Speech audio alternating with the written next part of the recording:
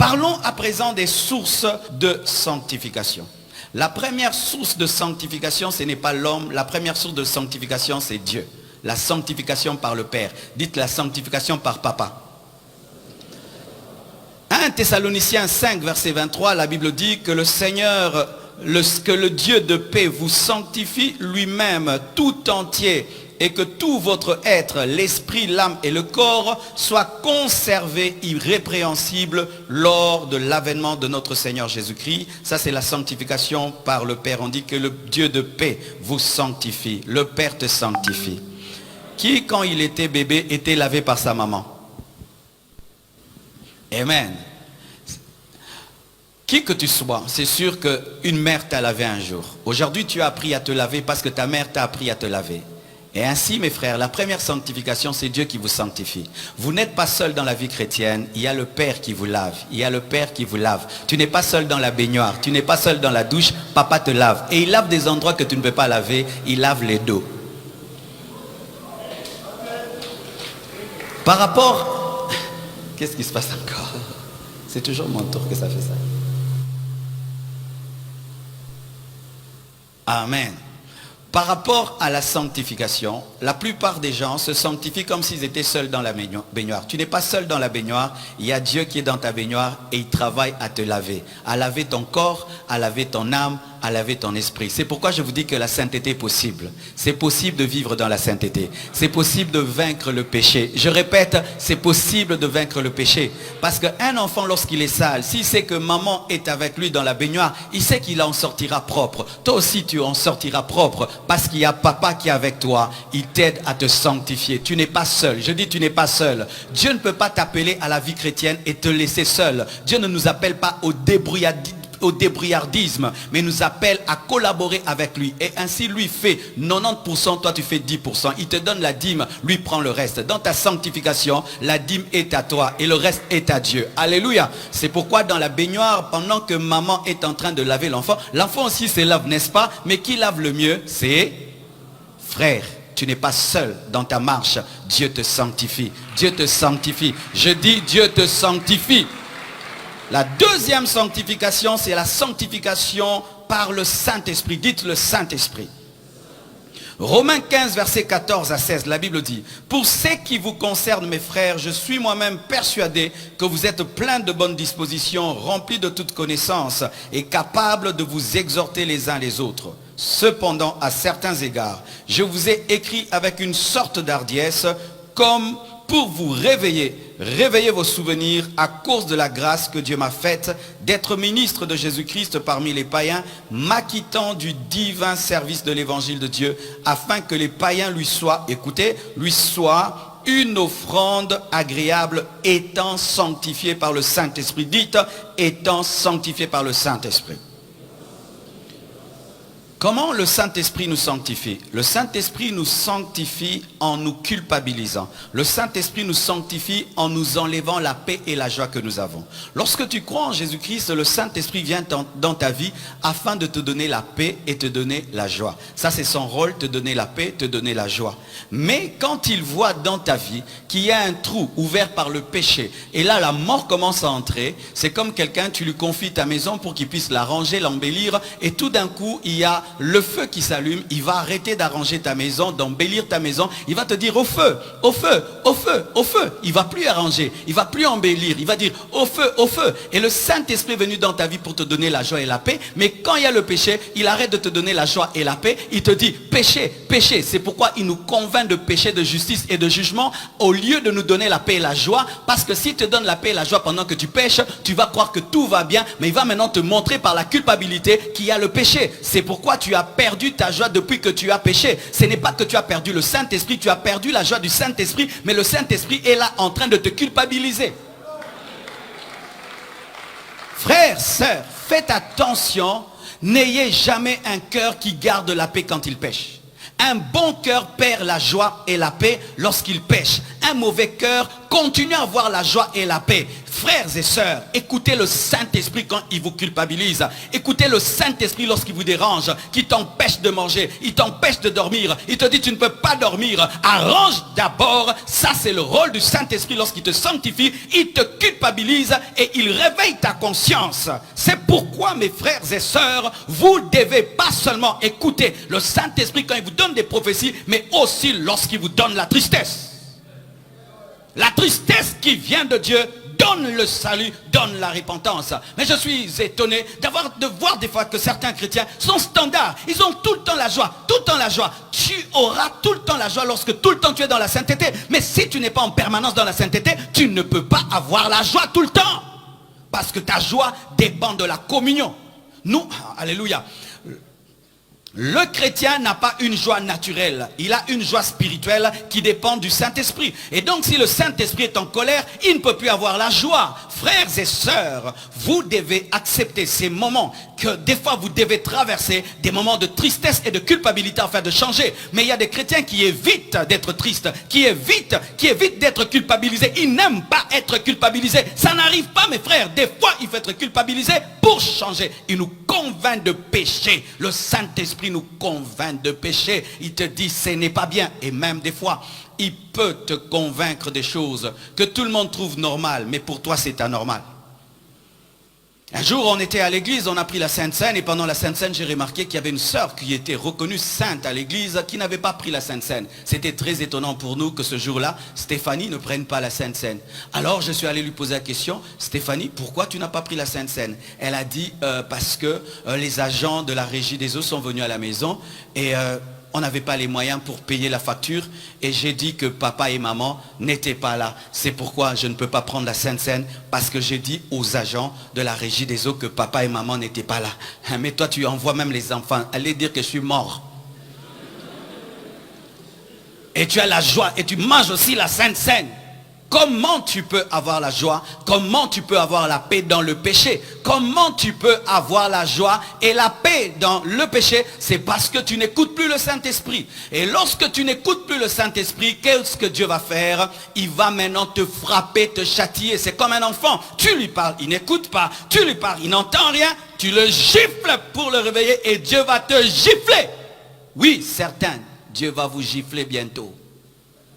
Il t'a parlé l'année passée. Il t'a parlé, ça fait 10 ans. Mon fils, ça c'est le mal. Ça c'est le mal. Ça c'est le mal. Ça c'est le mal. Ça c'est le mal. Alors Dieu va te toucher parce qu'il t'aime. Mais un enfant qui est prudent et sage n'a pas besoin d'être touché pour changer. Il a besoin d'entendre. Et des fois même, le simple regard du Père suffit pour qu'il change. Et seulement la sensibilité. Alléluia. La Bible nous dit que lorsque David a seulement touché le pan de la robe de Saoul, son cœur a tremblé. Et il s'est arrêté. Pourquoi? Le Saint-Esprit le sanctifier. As-tu le Saint-Esprit? Le Saint-Esprit est dans ta vie pour te purifier en te révélant ton péché par la culpabilité. Une autre source de sanctification, les épreuves, comme je l'ai dit. Si tu n'écoutes pas, si tu n'entends pas, Dieu te châtiera, Dieu te frappera. Hébreux 12, verset 10, la Bible dit: nos pères nous châtiaient pour peu de jours, comme ils le trouvaient bon. Mais Dieu nous châtie pour notre bien, afin que nous participions à sa sainteté. Dieu nous châtie pour notre bien, afin que nous participions à sa sainteté, afin que nous participions à sa sainteté. Un chrétien qui n'entend pas le langage de l'esprit, le langage des songes, le langage des visions, le langage de la prédication dans la simplicité. Je suis en train de te prêcher, mon frère, ne te livre pas à la prostitution, ne te livre pas à la prostitution. Et tu n'entends pas, et tu n'entends pas. Pendant que je prêche, tu dis, il m'a pas parlé. Est-ce qu'il a même cité mon nom? Est-ce qu'il a cité mon nom? Qui cite mon nom, comme ça je croirai. Et Dieu te parle toujours en général. Mon frère, répands-toi, mon frère, répands-toi, mon frère, répands-toi. Un jour tu attrapes le sida et tu te répands, mais malade. Toi qui devais vivre 60 ans, 70, 80, tu meurs jeune. Pourquoi? Parce que toi, il fallait que Dieu te touche pour que tu te répandes. C'est ce qui est arrivé à David. David a vaincu Goliath, mais il est tombé devant une femme. Lui qui a vaincu le grand Goliath. Une petite femme, Bathsheba, l'a fait tomber. C'est pourquoi faites attention aux femmes, faites attention aux femmes. Elles peuvent vaincre là où les géants n'ont pas vaincu. Samson déchirait les lions. Il n'a pas pu déchirer des lilas. Il pouvait tabasser des militaires, mais il est tombé devant Delilah. Et cet homme qui a vaincu Goliath avait une faiblesse en lui qu'il gardait. Il n'avait pas la faiblesse face à la peur. C'était un homme qui n'avait pas peur, mais il avait une faiblesse face aux femmes. Et c'est sûr que Dieu lui parlait par le Saint-Esprit. David, règle ton problème avec les femmes. David, règle le problème avec tes femmes. Oh non, moi j'ai gagné Goliath. Moi je suis impuissant. Règle ton problème avec les femmes. Règle ça, règle ça. Il n'a pas réglé. Et un jour, il tombe. Et quand il tombe, son trône est secoué. Son trône est agité. Ses enfants se rebellent. Il est frappé. Et là, il se corrige. La preuve qu'il s'est corrigé, regardez la fin de la vie de David. Lorsque David a vieilli, la Bible nous dit qu'il avait besoin d'avoir chaud. Et les gens lui ont trouvé une jeune fille qui était vierge. Et cette fille dormait avec lui pour qu'il ait chaud. Et la Bible nous dit qu'il ne l'a jamais touché. Elle changea fort. Alléluia. Alléluia. Il a vraiment changé. Lui qui prenait la femme d'autrui. On lui donne aussi quand même une femme, mais il ne la touche pas. Amen. Hein? Il a changé après la gifle. Mais faites attention, les gifles de Dieu des fois laissent des traces. Des traces, mon frère. Tu veux être humilié pour changer? Tu veux un scandale pour changer? Tu veux tout perdre pour changer? Tu veux une trace dans ta vie pour changer? C'est l'animal qui a besoin d'être frappé afin de changer. Mais un homme écoute et il change. Mais malheur à toi, mon frère, car bientôt Dieu va te châtier parce que tu n'entends jamais. Tant que Dieu parle, tant que les prophéties sont oiseuses, là, tu n'obéis pas. Il faut qu'on t'humilie par une prophétie avec ton nom et qu'on dise ton péché devant tout le monde. Là, tu vas changer, mais avec l'humiliation. La parole nous change, la parole nous sanctifie. Dites la parole. Mais précisément, pas n'importe quelle parole. Ce n'est pas toute parole qui sanctifie, mes frères. C'est pourquoi n'allez pas dans toutes les églises. Amen. Ce n'est pas parce que quelqu'un dit Jésus qu'il prêche la sanctification. Il faut aller écouter la parole de la vérité. La Bible dit ceci dans Jean 17, verset 17. Sanctifie-les par ta vérité. Ta parole est la vérité. C'est la parole de vérité qui sanctifie. Il y a des jours à l'église tu viendras, on va te dire que Dieu va te bénir. On te dira que Dieu va te délivrer. Mais un autre jour on te dira, mon frère, retourne vers ta femme, parce que cette femme n'est pas la tienne. Ça aussi c'est la parole. Bien-aimés, n'ayez pas de préférence dans les messages. Ou vous aimez Dieu lorsqu'il vous caresse au sens du poil, ou on te dit des choses que tu aimes. Tu es déjà quelqu'un naturellement, tu aimes des grandes choses. Alors si je viens ici, Dieu nous appelle à la grandeur, Dieu nous appelle à l'élévation. Tu seras content parce que même quand tu étais païen, tu aimais les grandes choses. Nous n'avons pas commencé à aimer les grandes choses quand nous sommes devenus des chrétiens. Même quand on était des païens, on aimait le succès, on aimait des grandes choses. Et donc si je te prêche le succès et tu es content, ce n'est pas parce que je suis un bon prédicateur, je te prêche les choses que tu aimes. Mais le jour que je te dirai une chose que tu n'aimes pas, mais c'est la vérité, tu restes, tu es un vrai fidèle. La parole de la vérité sanctifie. Il faudrait, mes frères, que vous acceptiez que deux fois tu viens à l'église, le prédicateur prêche comme s'il t'a vu. Il prêche comme s'il était en colère contre toi, mais pour ton changement, parce que c'est la parole de la vérité qui change. Et voici une parole de vérité, mes frères. Donnez vos offrandes comme vous voulez. Venez à l'église comme vous voulez. Si vous ne vous repentez pas, vous allez mourir dans vos péchés. Faites tout ce que vous voulez. Si vous ne vous mettez pas en ordre, vous irez en enfer. Que tu sois pasteur, que tu sois apôtre, que tu sois diacre, que tu sois modérateur, tu finiras en enfer si tu ne te répands pas. Ça, c'est une parole de vérité. Donne tes offrandes, donne tes dîmes, construis même tous les temples, achète-nous toutes les parcelles du monde. Si tu ne te répands pas, tu iras en enfer. Tu iras en enfer. C'est la parole de vérité qui sauve. C'est la parole de la vérité qui sanctifie. Une parole qui fait mal. Une parole qui trouble. Une parole qui dérange. Mais quand vous avez des préférences, tu regardes une affiche. Convention du quoi? Convention sur le succès, je veux venir. Convention sur la repentance, je ne viens pas. Convention sur l'élévation, je viens. Convention sur la consécration, je ne viens pas. Jamais tu ne seras purifié. Il te faut aimer la vérité, même quand elle te blesse. Paul dit, vous me haïssez parce que je vous ai dit la vérité. Et quand tu es en colère contre un prédicateur, entre au fond de toi-même. Ce qu'il t'a dit, c'était vrai ou c'était faux? Si c'était vrai, pourquoi tu es en colère contre un homme de Dieu? Change des églises comme tu veux. Si là où tu iras, tu vas trouver un vrai serviteur de Dieu, il te ramènera à la parole prêchée par l'autre serviteur de Dieu, parce que c'est le même Saint-Esprit. Alléluia. Des fidèles, tu le suspends ici, il quitte ici, il va là-bas, il va là-bas. On ne peut pas vous suspendre, on ne peut pas vous suspendre. Ça, c'est quelles églises où on ne peut plus suspendre les fidèles?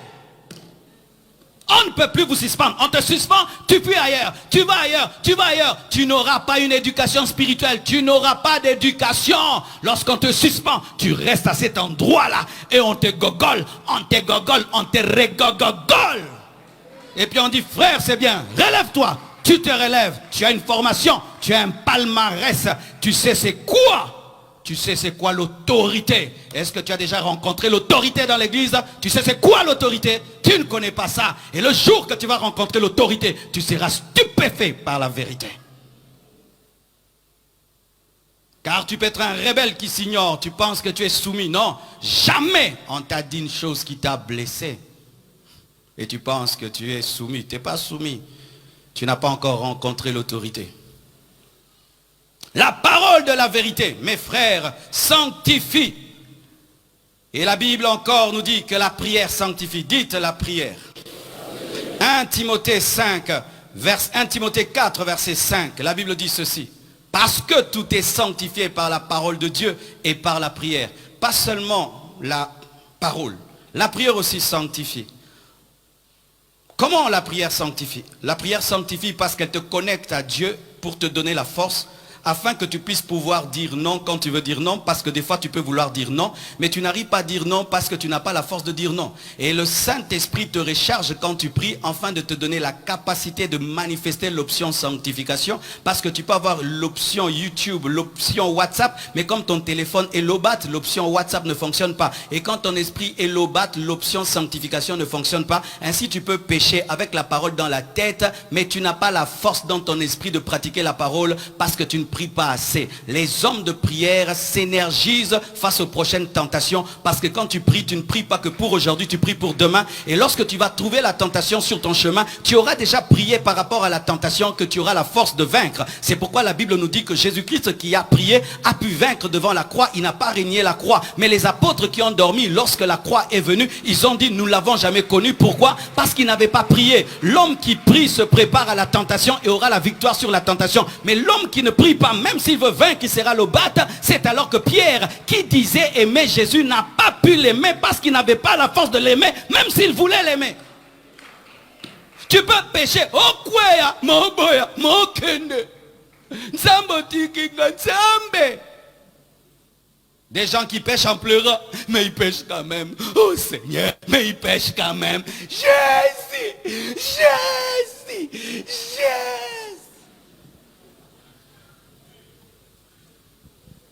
Mais si tu es en prière, arrière de moi Satan. Tu n'adoreras que l'Éternel ton Dieu. Tu l'as dit, je suis le Fils de Dieu. Si tu veux me crucifier, crucifiez-moi. Tu seras capable de dire le nom que tu veux dire. Parce que des fois, tu as la volonté, mais tu n'as pas la force. Pourquoi? Parce que tu ne pries pas. Tu regardes beaucoup la télé, mais tu ne pries pas. Tu es trop sur Internet, mais tu ne pries pas. Tu causes beaucoup avec les gens, mais tu ne pries pas. Et un jour, une tentation viendra à ton niveau et tu tomberas. Parce que frère, il y a tentation et tentation. Hein. Il y a tentation et tentation. Des fois, Satan te tente. Tu sens vraiment que Satan ne connaît pas tes goûts. Hein. Amen. Hein? Tu sens vraiment que la tentation là n'est pas à ton goût. Oh, diable, yéti. Mais il y a des tentations à ton goût. Tu sens que vraiment Satan te connaît. Il t'envoie vraiment à ton goût. Là, frère, si tu n'étais pas prêt, tu tomberas. En train de pleurer, mais tu tomberas. Tu dois prier pour te préparer à une tentation à ton goût.